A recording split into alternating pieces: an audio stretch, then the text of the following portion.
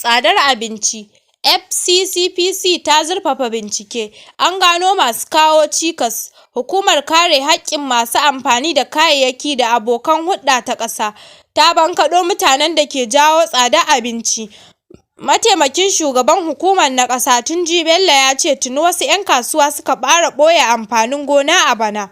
Ya bayyana cewa wannan abu da suke yi na ɓoye kayan abinci na haddasa ƙarancinsa tare da jawo ƙarin farashi a kasuwanni.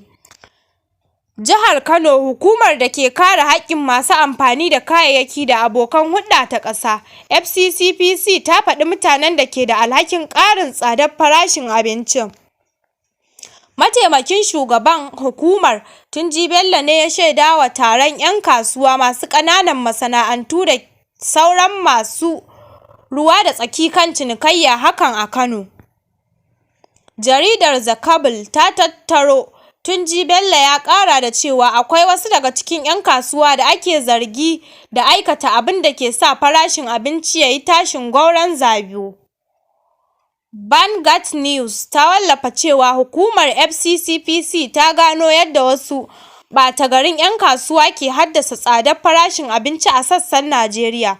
Mataimakin shugaban FCCPC Tunji Bello ya ce 'yan kasuwa da ke ɓoye kayan abinci suna taka muguwar rawa a ɓangaren tashin farashi a kasuwanni.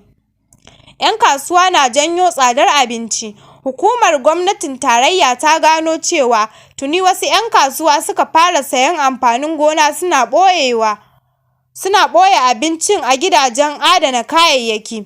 Hukumar da ke kare haƙƙin masu amfani da kayayyaki ta ƙasa ta ce wannan na janyo rashin abinci a kasuwanni, wanda ke sanya tsadarsa a faɗin Najeriya.